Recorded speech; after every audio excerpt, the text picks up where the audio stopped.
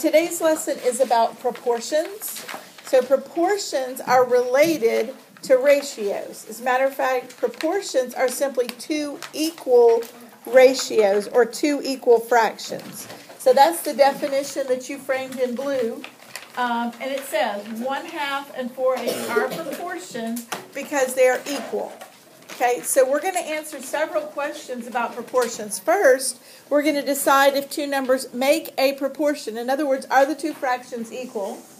Then we're going to decide how to find a missing number from a proportion. And those are the things we're going to be working on today.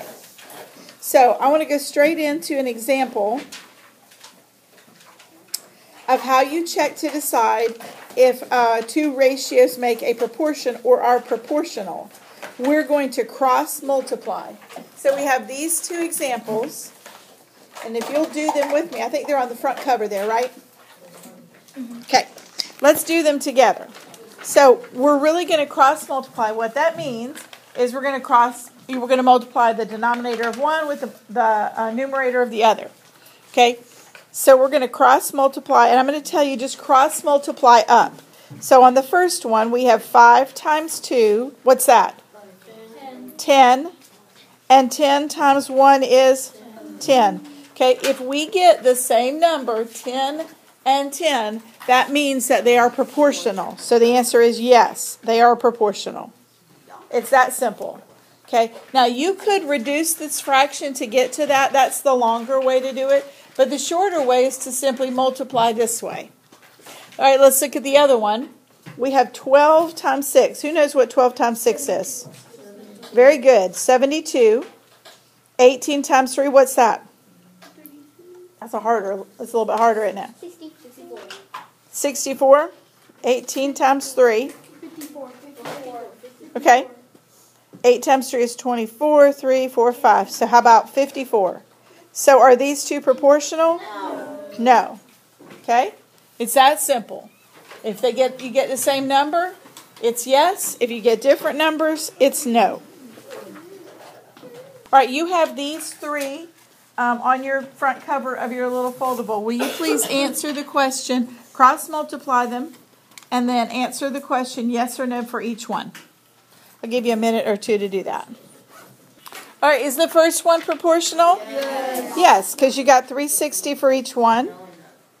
Is the second one proportional? No, because you got 36 and 9. And how about the third one? No, 220 and 55. To the inside now. Okay, and this is about solving proportions. So sometimes they'll ask you if two fractions or two ratios are proportional. And you'll do exactly what we just did. You'll just cross multiply. If you get the same answer, then they are proportional. But sometimes they're going to put a variable in there. They're going to put an unknown.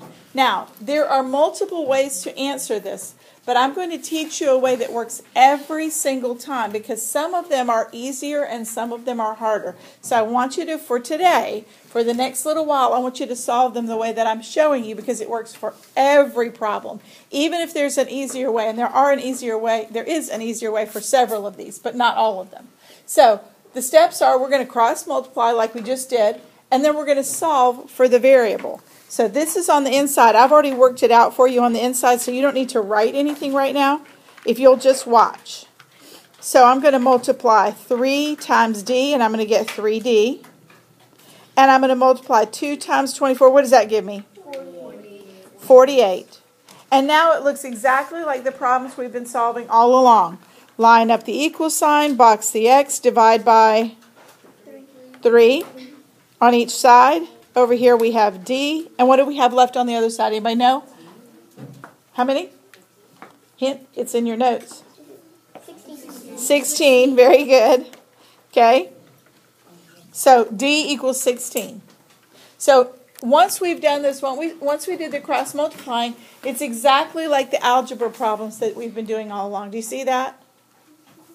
Okay. So really there's not much new here. All right, let's go to this one. Let's do this one together. Remember, some of them, like this one, you can't just multiply across to get your answer. You're going to have to do what I just showed you. Okay? So 8 times n is 8n equals, don't forget the equal sign, that's important. 40. 2 times 20 is? 40. Okay, line up the equal sign, box the x, divide by 8 on each side. We get n equals? 5. Very good. Okay, there's one more. Let's do this one. We get 4x on one side. And then we have 15 times 20. Anybody know what that is? 15 times 300. Very good. It's 300. Okay. Box the x. Divide by 4. X equals 300 divided by 4. Anybody know what that is? 75 is correct. Okay. All right. I think that might be our last example.